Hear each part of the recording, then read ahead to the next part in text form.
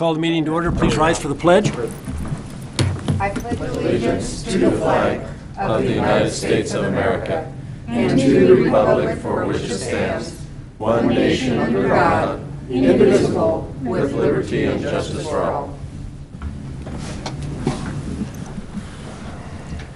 Thank you and welcome to the August 4th, 2015 Post Falls City Council meeting. Clerk will notice that all council members are present. And as a matter of introduction, tonight we have Deputy Clerk Phyllis Rosencrans filling in for us. And it's her first official meeting on her own. And not to put any pressure on you, but we also have a fill-in city administrator. We have budget information and a public hearing, so you're going to wing it just fine. Hope so. Thank you very much. Chief, thanks for sitting in for Shelley Underwood. Shelley's taking care of some family issues and can't be here tonight, so we appreciate you sitting in for. Under other announcements, tonight until 8 p.m. at Hayden City Park, the Post Falls Police will be joining with area law enforcement to participate in the National Night Out. The event is an annual community building campaign that promotes police, community partnerships, and neighborhood camaraderie. This year's event is dedicated to the fallen Coeur d'Alene Police Sergeant Greg Moore. On Thursday, August 6th at 5 p.m. at Camellan Park, the Post Falls Community Volunteers Annual Picnic will take place with a free summer concert by the Kelly Hughes Band. Food and beverage is available for purchase. Also tonight, we have an Eagle Scout presentation. I've already expressed my apologies to Jordon Rice that I'm not going to get on my crutches and come down there because I might fall. But Council President Linda Wilhelm is going to make you a presentation, so please come forward.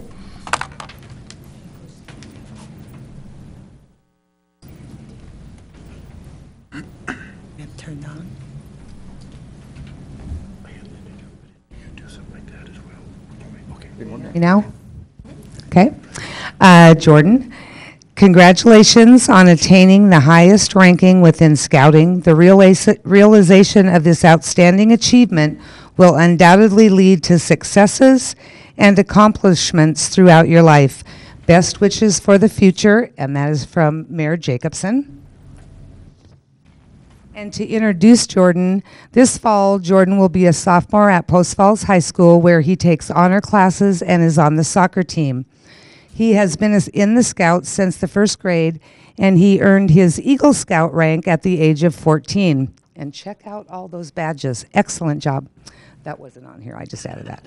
For his Eagle project, Jordon raised the funds to purchase a greenhouse for the Boys and Girls Club in Post Falls and led his troop in the preparation and installation of the greenhouse. Jordon continues to be active in Post Falls Boy Scouts Troop 213 as a mentor to the younger Scouts. Outside of the Scouts, Jordon has been a recipient of the Post Falls Mayor's Youth Award and has won several sales and fundraising competitions for his school. So on behalf of the city of Post Falls, Jordon, congratulations. And there is a buck knife for you. And I don't think the mayor wants you to open it because it's sharp. Congratulations, and I know the council would like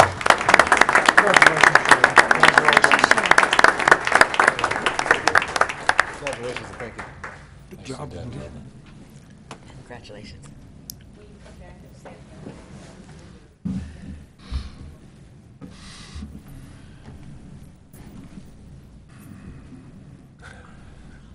You don't want a photo bomb? No,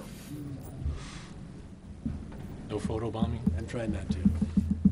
Congratulations again, Jordon, and I'm not sure, but that's got to be one of the youngest ages that anybody has earned their Eagle Scout. So thanks for all you've done for our community, and I'm sure you will continue to do. Thank you. Great. Yeah. 14's pretty young. She's been at it since first grade. Are there any amendments to the agenda? No, sir. Are there any declarations of conflict? Linda? On item number D on the consent calendar having to do to the 4th Avenue lift station, I'd like to disclose that I represent the Templins in their real estate transactions. This easement is actually a benefit to the city, so I don't feel that I have a conflict. Mr. Cafferty, I would agree. Is that your position as well? As long as she doesn't have any financial interest or stake in the outcome, no. There wouldn't be a conflict. And I would mention at this point on item F, Spencer Street, if that's approved tonight. I've never voted on anything to do with that item because I am a minority owner, but if it's approved by council tonight, I'm going to ask Council President Wilhelm to sign that document for us, so just for the record. With that, Chief, would you present the consent calendar for us? Yes, tonight we have the minutes from July 21st, 2015, the payables from July 14th through July 27th of 2015, an auditing contract with Magnuson McHugh and Company, the 4th Avenue Lift Station amend agreement relocating utility easement and granting temporary access, Northern Plains First Edition subdivision plat application, and item F is a Spencer Street 3rd Avenue bid award. Any questions on the? Probably for Jason, item C, the contract with Magnuson McHugh and Company. I know we've been using them for years and with success. Has there been any attempts in the last 5-10 years to send that out to bid to see if there's any savings to be had? Idaho code, we don't have to go out for bid, but I think last year being my actual second year doing the audit, after this year, I'm going to look at going outside and going out for an RFP for different auditing services. There's a few in the area that would be able to serve our needs. I thought we had gone out 4 or 5 years ago. It seems like we saw some comparison numbers. So. That's in somewhat recent history anyway. Yeah, I think it's fairly recently. Okay. Thank you. Good. Thank you. Any other questions? Alan? I have a question for We'll come back to John. Go ahead, Alan, first. for Russ on item F. The bid recipient on that, do we have any firsthand experience working with this particular contractor? It's probably Bill Melvin. Oh, yeah, Bill or Russ, either one. Or Jackson. Council, I'm going to defer to Bill on this. He has more experience with the contractors that the city's worked with to this day. Yeah, I don't have any firsthand experience. They are doing earthwork and a bunch of work on the Greens Ferry overpass currently. We've asked around. They have a good reputation locally, so I think we're really fortunate to have them on board. Good local company, and so the. Okay, I just wasn't familiar with them. I wasn't at first either. I had to ask around a little bit, but they have a good reputation. Okay, great. Thanks, They're Bill. currently working here locally, so we're very comfortable. Thanks, Bill. Mr. Cafferty. On item D, on the lift station, it has a termination clause in there at the end that I was working on with the attorney on the other side. I did not realize it was on for this evening, so I haven't completed that. But if you were to approve item D, I would like the authority to modify that termination.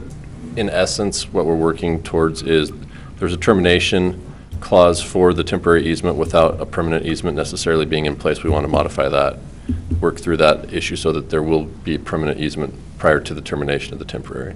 So you'd ask with, when the motion is made on the consent calendar to allow for modification of the that. termination agreement. Okay. Would it be appropriate then at that time to put it back on the next consent calendar so we can have a look at it? And We'll bring it back to you, yeah. okay, perfect. Okay. Any other questions? We're going to eliminate that off the consent calendar, is that how? We would approve it with that modification. When we get it signed, we'll bring it back just for your edification. It would be ready to move forward still, so it wouldn't hold up the process of this or the progress of this. We'll get So a you've chance. authorized the agreement subject to us modifying that, and we'll bring it back just to bring you up to speed on it. And it sounds to me like the modification you're going to make is to ensure there's permanent easement. Right, and we've talked around it, it just got missed, and I apologize for that. Everybody okay with that? With that, if there's no more questions, I'd entertain a motion. Move to approve the consent calendar as modified by Mr. Cafferty. Second. Motion second, further discussion? Phyllis, please take the roll.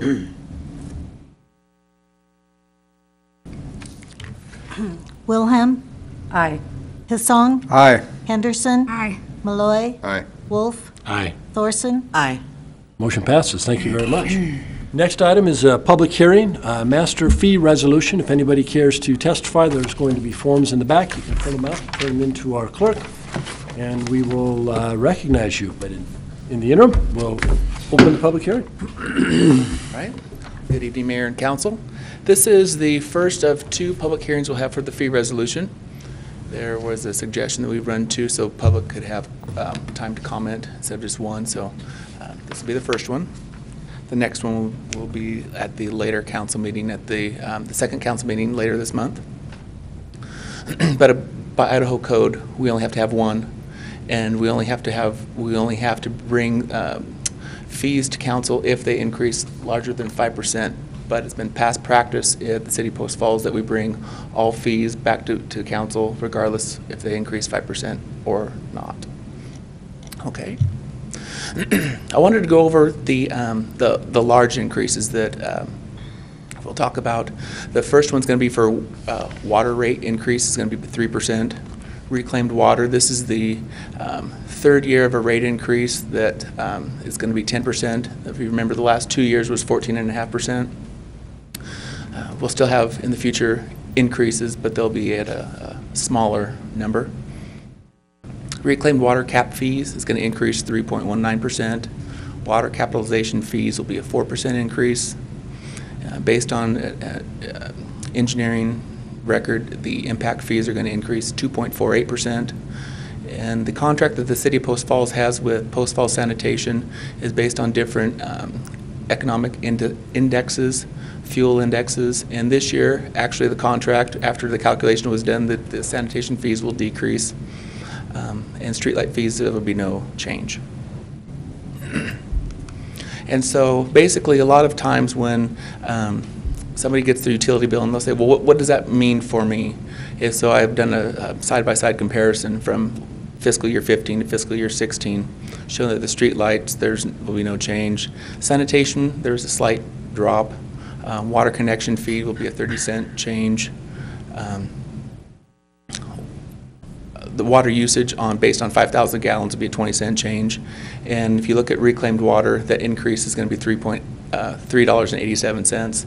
But if you look at the total of the $4.19 that the utility bill will increase, the lion's share portion of that is from the reclaimed water of $3.87. We had a discussion about the fees when we had our budget workshop, and one of the questions was, how do you calculate a building fee? The example used was if you had a 1,000 square foot basement. Here's the answer, and on your fee resolution, I've attached the building valuation form at the back. You take the 1,000, just for example, that was used, 1,000 square foot with a finished basement, times the rate in the fee resolution, which is the 9683. You come up with a valuation of the $96,000. Then you go to the permit valuation chart, and then based on that dollar amount, you have a column for a permit fee, and then you have a review fee. So the review fee is when you drop your plans off and they review your plans and say you're ready to go, and then that fee covers the review. And then for the inspections, whether it's many inspections or just one, chances are it's not going to be one, but it includes all of them, your mechanical, your plumbing, your building inspection, that is covered in the permit fee. Okay, so that total points to a different place in a different chart. Yes, but I've attached I'll attach whatever building permit valuation chart that we're using. If it's been modified, I'll make sure that we attach it to the fee resolution, because then it is more clear on what you're paying for. Because your example, that does seem awful high, but that's the valuation that they use, and then they go to the chart to look to see what the dollar amount's going to be. Thanks for the clarification. I'm pretty slow. That's okay. Supposed to just finish in the basement, right? And so if approved, the new rates will go effect on October 1st, which is the beginning of our fiscal year. There is the EPA and DEQ requirements are on the city's website, along with the water reclamation plan is also on the city's website. And that does also outline the future years' increases in wastewater charges. And so, questions or comments? Just for additional information, Jason pointed out that the majority of the fee increase deals with the water reclamation. And as we announced last week, the city has begun phase 1 of the project on our wastewater plant, and the budget to make those improvements just in phase 1 is $14.75 million. So the increases are 14%, 14%, 10%, and they are scheduled to, the increases are scheduled to be smaller in the future years. But again, and we've talked about this ad nauseum up here, it's nothing we wanted to do, but the total project cost will probably be between $70 and $100 million over the next 10, 15 years. This is the first phase, $14.75 million, and that's one of the reasons we have to have the increases. Yes, that's true. So, Write the EPA and thank them. Yeah, we're mandated, correct, by Correct. EPA? Right. To discharge in the Spokane River, there's certain requirements that we have to meet in order to do that. And then no action is needed tonight on the fee. This is just a hearing. On the 18th, we'll have another fee hearing, and then that's when a resolution will be back to council for approval. Yes, Carrie? So if we had a question on a fee other than what you just showed there, is this the time that we would? Yes. I think how this works after the public hearing, then that's when council can discuss what fees they'd like to see. So after the public hearing? yeah, what I would suggest, if you're okay, Carrie, I'm going to consider that staff report. That'd be, yeah. So then we'd listen to comment and then council comments. Is that all right? Great. That's Okay. good. Sounds good. Okay. Anyone, Phyllis, anyone? There's provide one. Phyllis?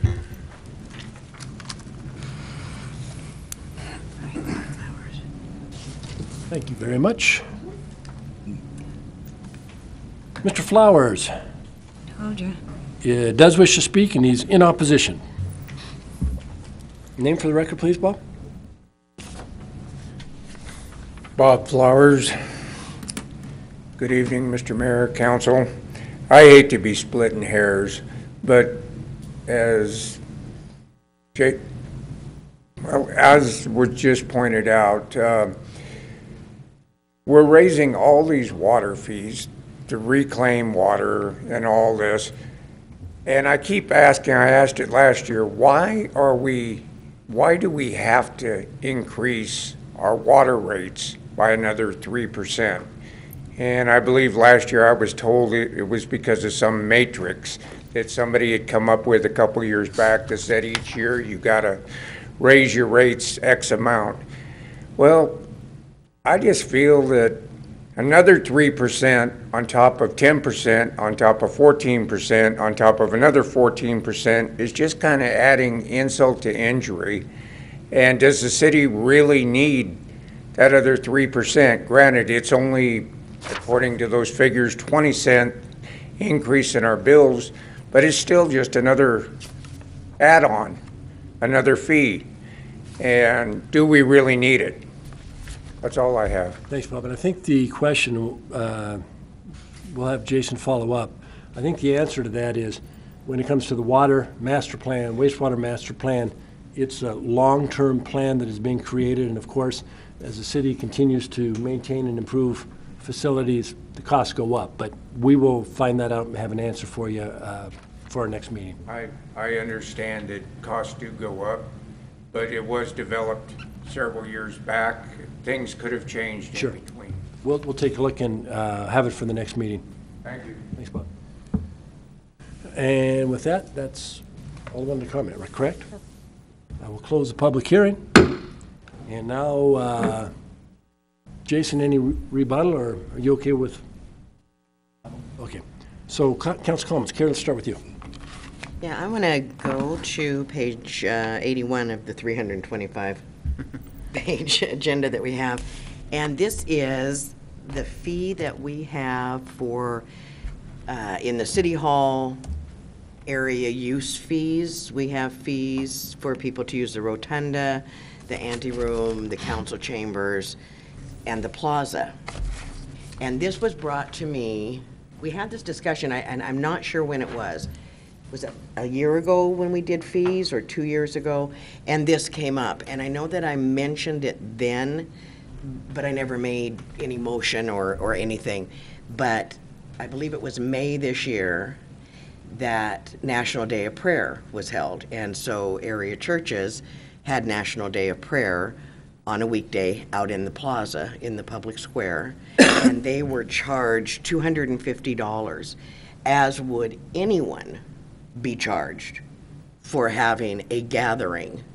And we're not talking about vendors, we're not talking about commercial things, we're talking about the public gathering, whether it's for a book reading, no matter what it is, in that public square out there, regardless of whether there's any expense to the city or staff, it's a $250 charge. So it isn't because it was a National Day of Prayer, they shouldn't have paid it. I question why there is a charge for the public to gather in the public square at City Hall. And I'd be inclined to want to remove the plaza from that, because people should be able to gather there, whether it's a weekday, whether it's a Saturday afternoon or a Sunday evening. It's the public square in a newly revitalized city center that we are charging a fee for people to gather there for any reason. I can look into that and find out where we came up with that fee. I know for the police department, when you use our community room, we charge a fee, but that's to cover, the cost of maintenance of the projector and shampooing the carpets and, taking care of the room. I'm not sure about the plaza out there, but I can do some research and find out how we came up with that $250. The discussion last year was because of, Mr. Fair's not here, but it seems to me that, hi, Dave. Dave, wasn't there some issues with gatherings as far as cleanup, things of that nature? It was just mainly maintenance? I'm trying to recall. And you did a good job hiding back there, by the way. Thank you. And I wasn't even wearing camo. I actually came up when the city was first open. We had the one event put on, I do not remember the gentleman's name. It was the Italian. But we had a lot of stuff in there that had damage. Then you had some other events wanting to come in.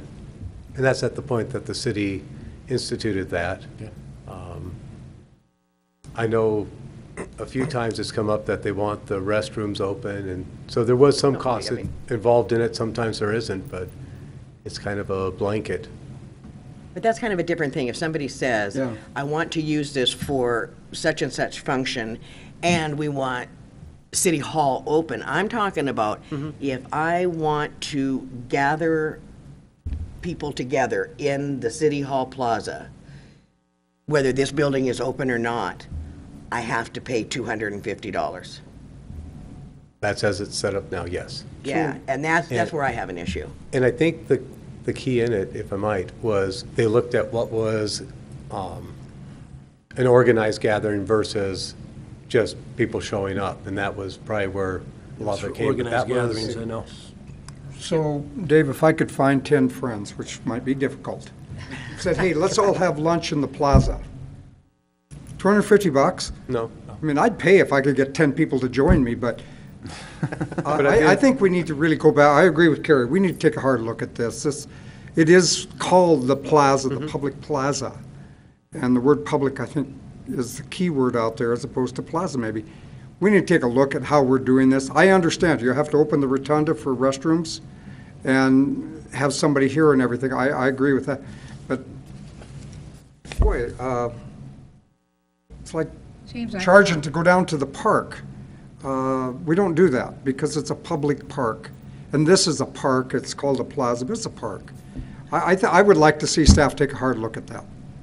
Joe. Kerry, is that what you're looking for? Yeah, and I want to say that I do make a distinction between, because I'm on the assumption that everyone is going to behave well and appropriately.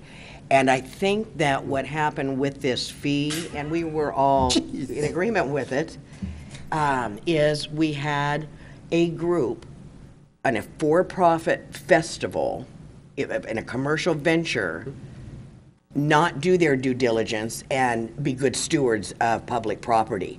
And so moving forward, now so I have no issue with a fee to use that if it is in fact, there's vendor booths and that kind of thing. But I think this, and it is separated on here.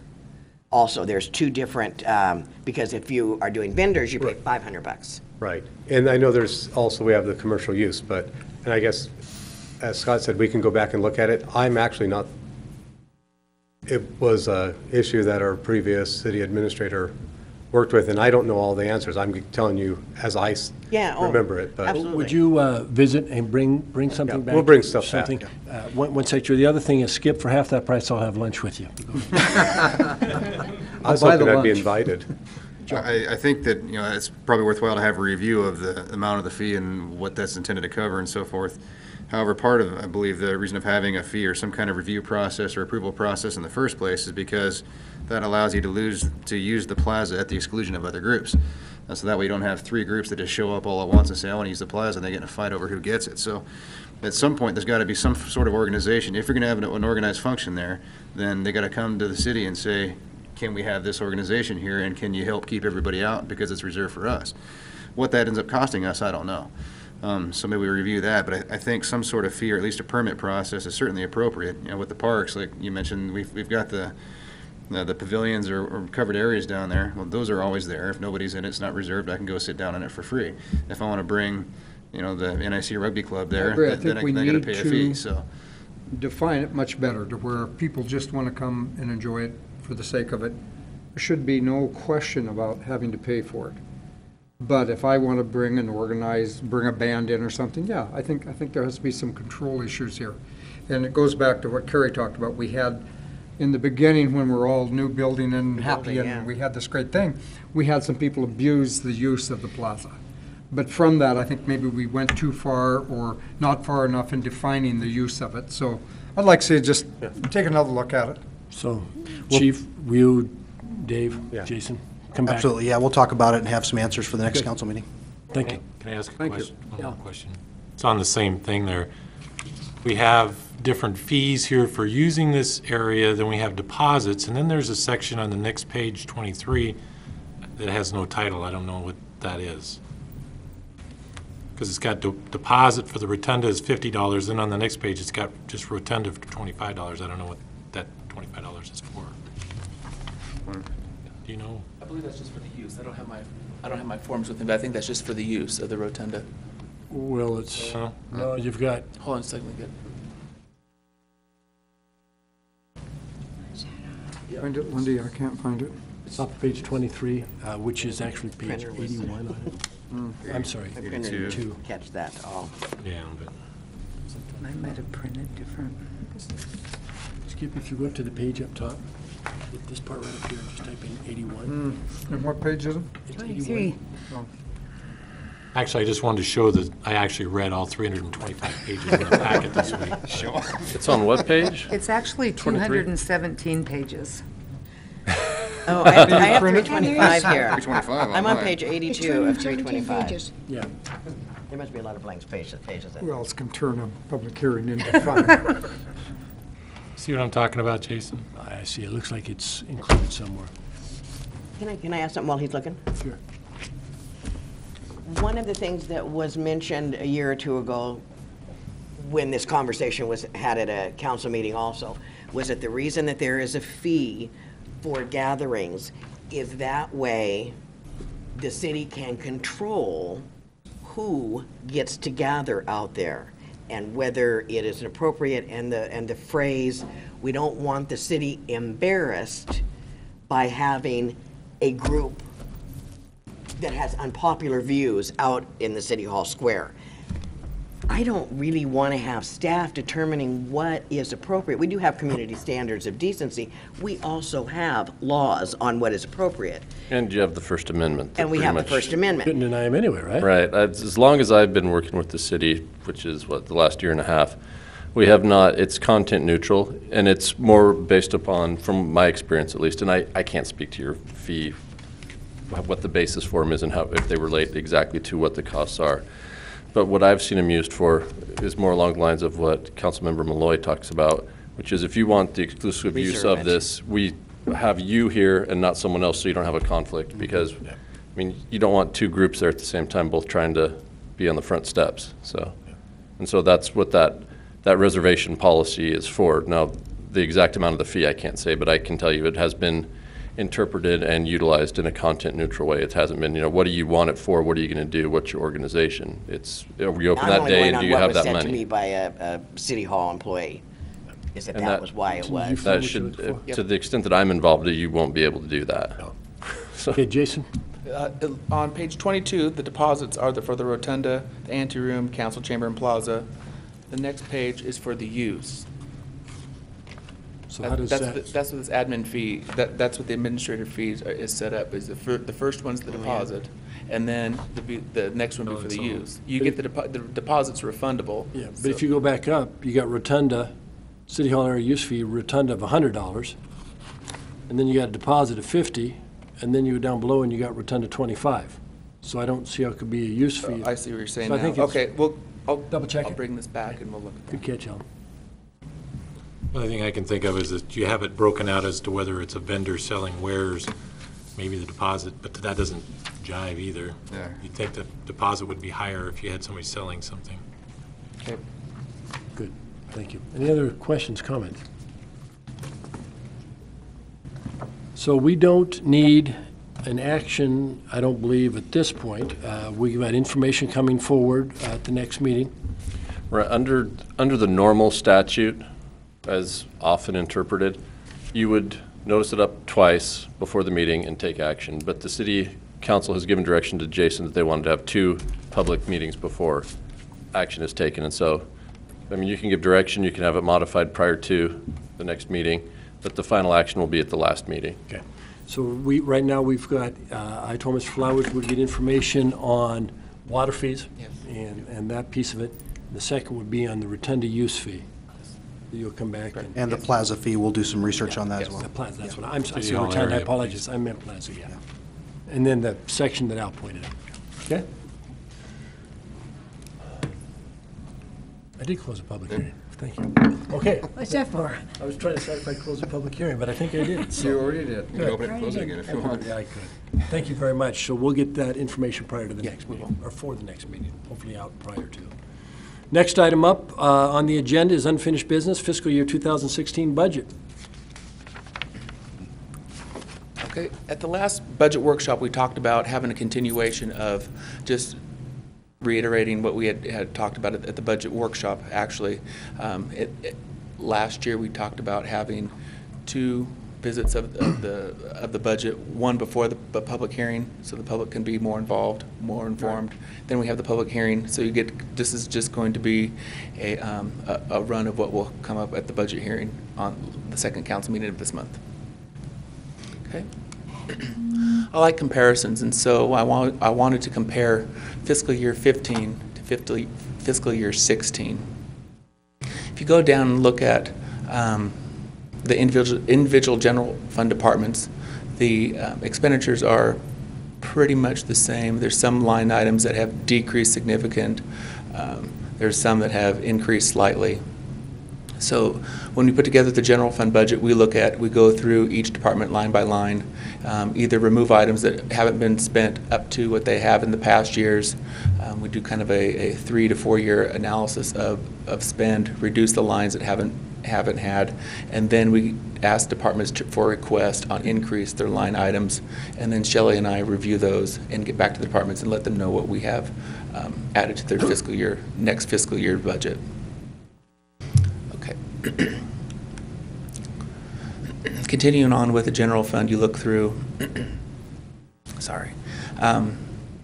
I wanted to go back. I wanted to make a comment on legal services. Legal services is both our city prosecuting attorney and also our civil. So both of those are combined in with legal services. On OASIS, we budget, which is the domestic violence grants, and they are funded by grants, and so we only budget as we get those. And so I was able to work with Bridget at the police department on grants that they have been awarded for the upcoming fiscal year, so they are in this budget as well.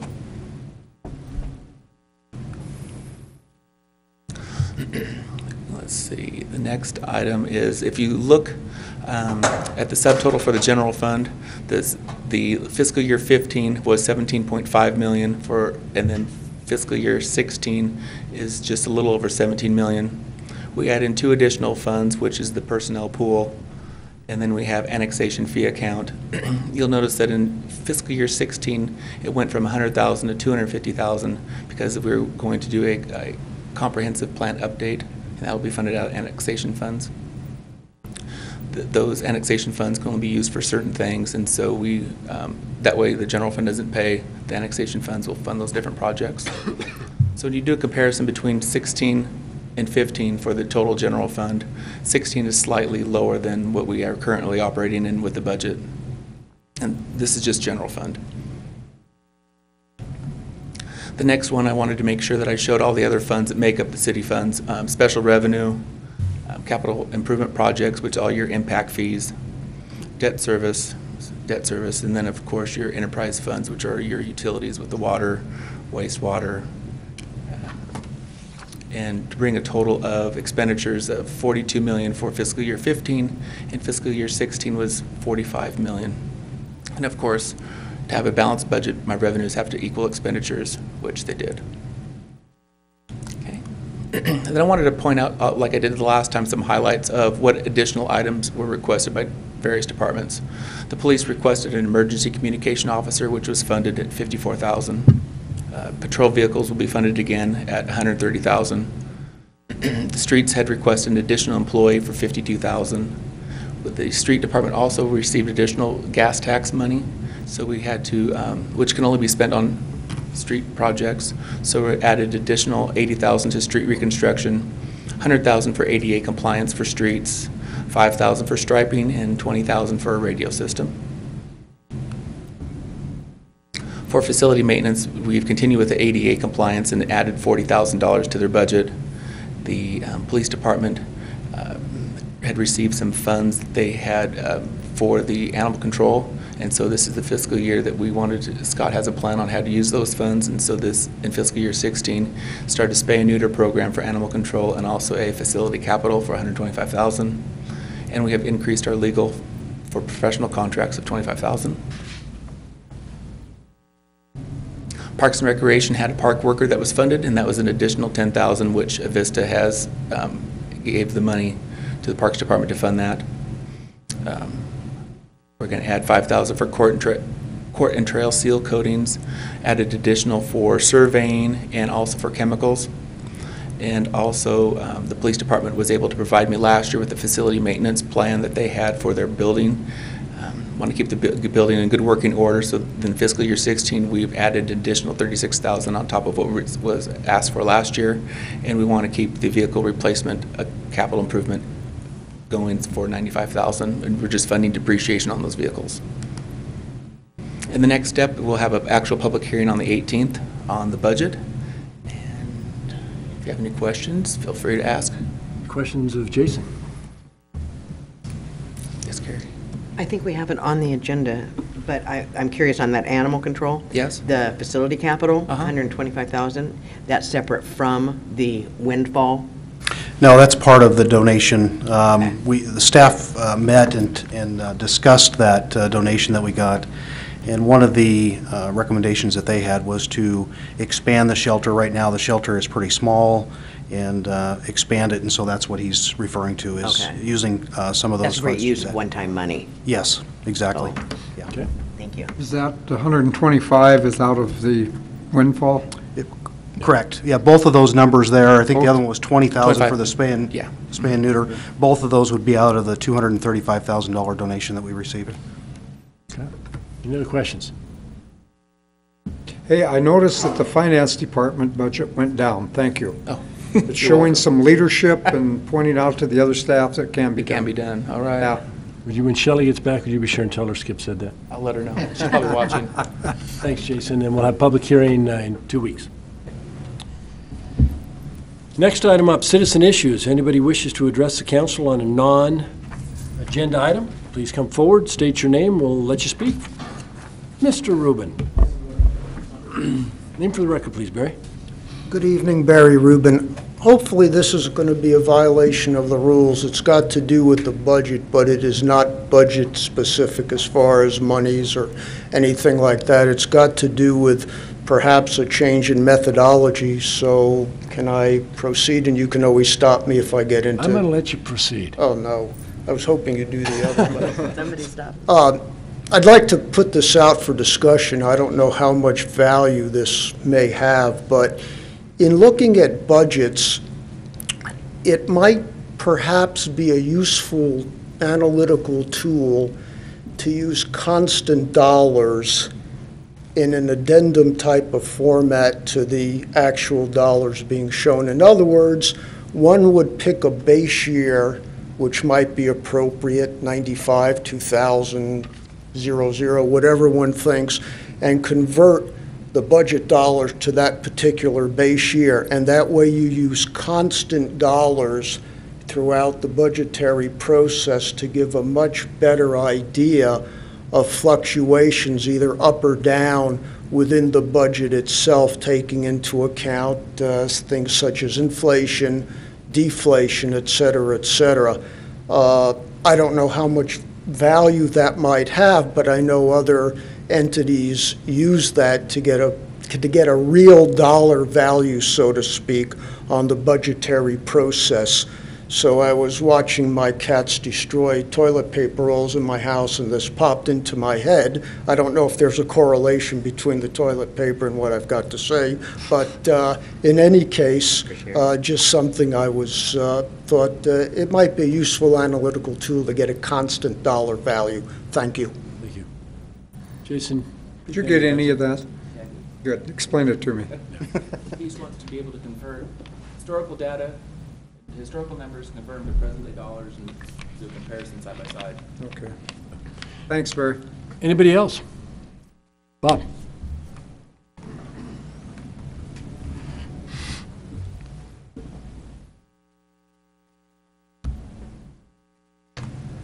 Bob Flowers, again. Got a real simple question. Who owns the streets of Post Falls? The citizens of Post Falls or Vista? Because so far I haven't really gotten any answers as far as them living up to their easement agreement and returning the streets to the citizens in the same shape that they got them. Right now, they're doing a lot of patchwork, and it looks like it. It looks like a patch quilt out there. I mean, there's nothing, the guys are doing great work, but it looks terrible. I kind of want to compare our streets in our neighborhood right now with an asphalt shingle roof. Anybody that's ever done any roofing knows that the more penetrations you put in that roof, the weaker that structure gets. And come wintertime, water does what water does. It finds a way in. And then it freezes and it heaves and it costs you a lot of money. And money is something, after especially looking at those budget figures, we spend a lot of money on our streets. And Avista should return them to the folks of Post Falls in the same shape as they found them. And they're not. And it was brought up at the last meeting by Shelley. They were suggesting they were going to seal coat just their patches. Well, I talked to a couple of different asphalt folks that I know. This plan is a bad plan. It does not completely. What if you just put patches on your roof or your house? Imagine that through a good North Idaho winter. And just think about the problems that it would cause. We need to get an answer before we run out of time, because the months are clicking off. We're already into August. Pretty soon the rains are going to start sooner or later, I hope. And then the cold will come in, and then they can't do anything. So I don't know whether Vista's playing a waiting game or what, but I know the city has an easement agreement with them. If they're not willing to live up to their side of the agreement and return our streets in the same condition that they found them, then maybe we shouldn't have an agreement with them. Or we should renegotiate this agreement, because they're obviously in violation of it at this point. That's all I have. Thanks, Bob. I know that discussion was going to be had, so I don't know if you have an update on it, Russ. I know. Thank you, Mayor, members of council. We have been in discussions with Avista. We share the concerns of the public from a public facility standpoint and the street standpoint. These streets have been penetrated many times, hundreds of times, much more than was originally anticipated with the beginning of this project. Now, there is a franchise agreement that we have with the city has with Avista that does say that they need to restore those streets to their original condition. So there's some discrepancy there on what exactly that means. Recently, just this week, Jim Porter, our street maintenance supervisor, has provided, has put together a cost estimate on what it would take to re-chip seal those streets. We think it needs to be done. We think that the penetrations will be maintenance costs to the city, the taxpayers in the future. We're very concerned about that. There's a higher cost, and when you penetrate a street that many times, not only does it really make our streets look bad in these residential areas, we have some really nice areas, and it's important to us to maintain the value of those neighborhoods. What we're trying to do now is set up a meeting with the Vista and set up a tour to go out and take a look, show them.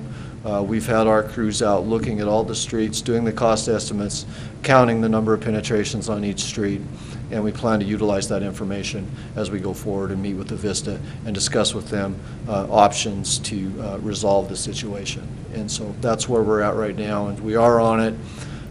As far as the construction schedule this year goes, there won't be, within the time frames and based on the work that the chip seal people, the different companies that do this type of work, typically get fully booked out. And there's certain temperature requirements for chip sealing. It needs to be 60-some degrees pavement temperature plus, and it needs to be a certain air temperature for a certain amount. So there's a limited amount of time. So at this point, based on us being in August now and September around the corner and those fall weather, we'll likely be looking at a solution that would be implemented next year. So a couple of the streets that were impacted, the city is currently chip sealing now at the city's cost, and so we're going to work that into the scenario and see if we can't come up with some sort of a solution. So. Can you provide us an update at the next meeting? Typically, we don't respond to citizen comment that night, but I know this has come up in the past, and we were going to have some information, so it has, if you yes. can update us. We'll continually provide updates, yes. A question for us. The last meeting was suggested that you get with the Vista and have them show you some of their areas that they have done their patchwork chip sealing on, or whatever else. Have you had a chance to do that, or have they invited you to do that? I was out today. I've been out regularly watching progress and seeing how things are going. They are, as was mentioned, they are doing some patch chip seals over some of these holes now. I don't think it's enough. I still, you've got penetrations, the frost heave, the movement of the soils. You're going to have areas that are going to continue to pothole. There are going to be maintenance issues.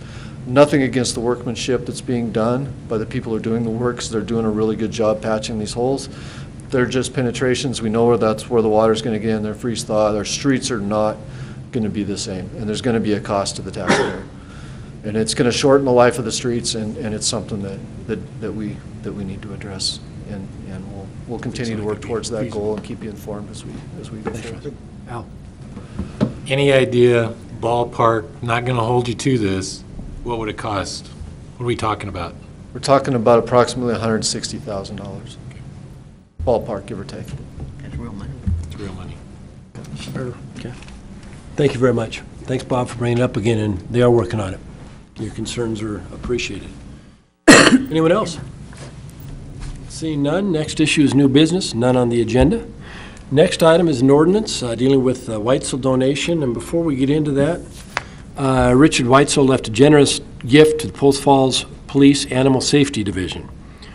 Mr. Weitzel died in January at the age of 82.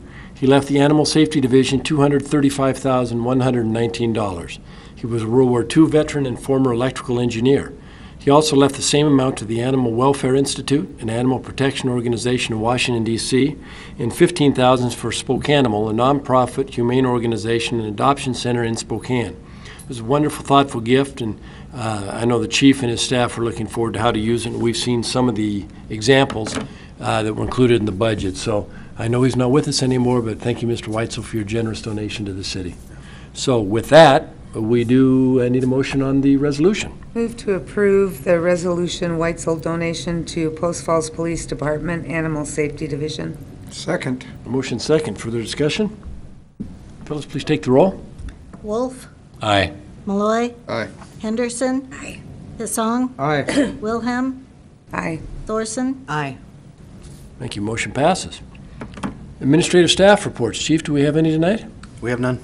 Mayor comments. I think I did talk about the donation. That was the main issue. Council comments. Al. I have one item.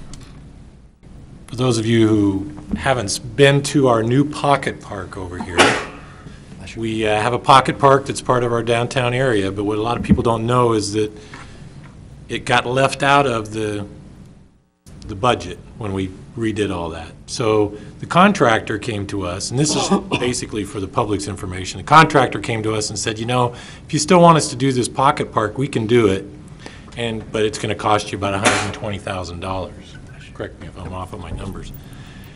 We asked for an accounting. The Parks Department, our Parks Department, said, you know what, I think we can do that for a little less than $120,000. So they built our pocket park. It's very nice. I've utilized it myself a couple of different times. So I asked the question, well, how much did it end up costing us? Well, it was less than $40,000 that our Parks Department, so I wanted to give kudos to Dave and his team and whoever else was involved. That here's an example of how the staff of our city goes out of their way to save us taxpayers a big bucket of money. So I know that we always get called on it when we spend money, you know, that somebody says, well, that seems like a waste of money. Well, here's a case where we got a nice park for a lot less than what the contractor was going to pay. So kudos to you and your team, Dave. How much was it that the city did it for? $37,000. 36,000. So, yeah. Thank you. Kara? And I'm going to add to yours before I say the alternative, because that was part of the urban renewal, but the alternative was right there in the middle of our beautiful revitalized city to have a vacant lot. So yeah, it's fabulous. It's too bad there's not enough room for a carousel. We're not going there. But I had one more comment. There can never, ever be enough. I hope we never get to the point where we say, oh, well, we say nice things about them all the time, and so stop saying nice things about them.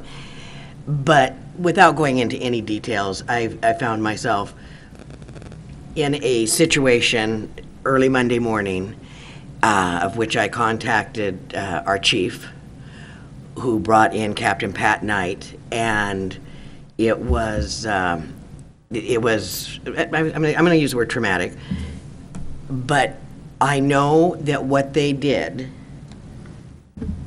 for my family was not because of any position I hold in this city, but because that's how they serve this community and they do the right thing. And just kudos to you, Chief, and also to Captain Pat Knight, because we see demonstrations of this over and over and over again in our community, and occasionally we are the recipients of it. And it, without getting all teared up, it is appreciated by my family more than you can ever know, so thank you. You bet. I'll pass that along to Captain Knight. He updated me on that, and he really did a good job, so I'll pass that along. Yes, he did. Thank you. Can I bring up one more thing? Okay. One more thing. I, for one, and I know the rest of the council probably feels the same way, I wanted just to say that I really appreciate when Barry Rubin and Bob Flowers come and bring up issues. I'd love to see more citizens bring up issues around our city. We can't know everything that's going on out there. And we're in the middle of budget season right now, and we're looking at a $45 million budget, and it's like, do any of the citizens out there care?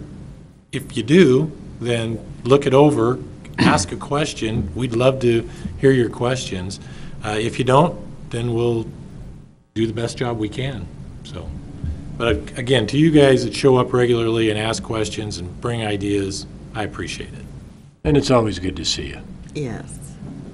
I'm going to go back real quick. Chief, I don't know if the date, but I know, following up on Kerry's comment on the PD, I know Pat Knight's working on a golf tournament for the K-9 unit, but I can't remember the date. Do you have that offhand? It is next Saturday. Oh, good. It's at the Links, I believe. Yes. I don't think I can play. I think it is the 15th. They won't let me swing. It's one next for- Saturday, the 15th at the Links. Okay. Yep. If you're interested, you can go to our website at postfallspolice.com, and we've got all the registration information there. The funds do benefit the K-9 program. Yes, all of the funds go to benefit the K-9 program. Okay. And then one last thing, and I'll say this, but I was talking with Mr. Ryan Davis, and he said he helped participate in the, shall we say, maybe apprehension of some juveniles in our neighborhood. And he says, I think I twisted my knee, and I think I should get an accommodation.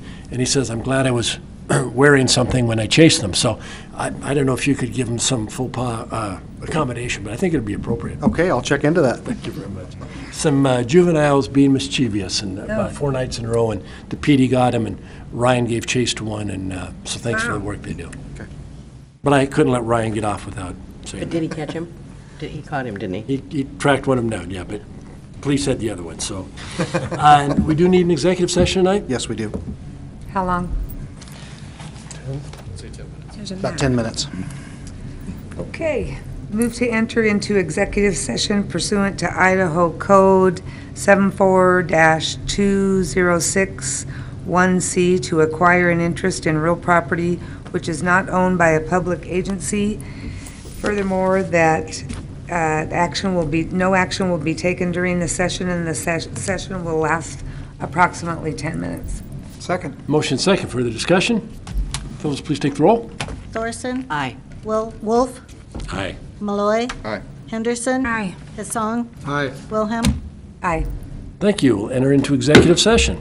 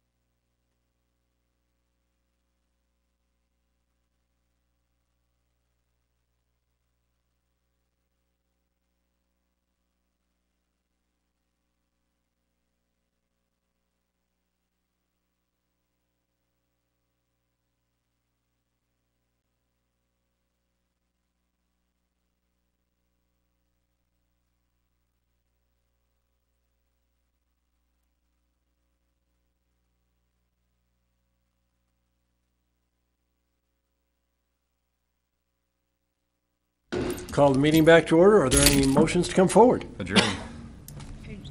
Second. Second, motion second. All those in favor? Aye. Meeting adjourned. Thank you very much.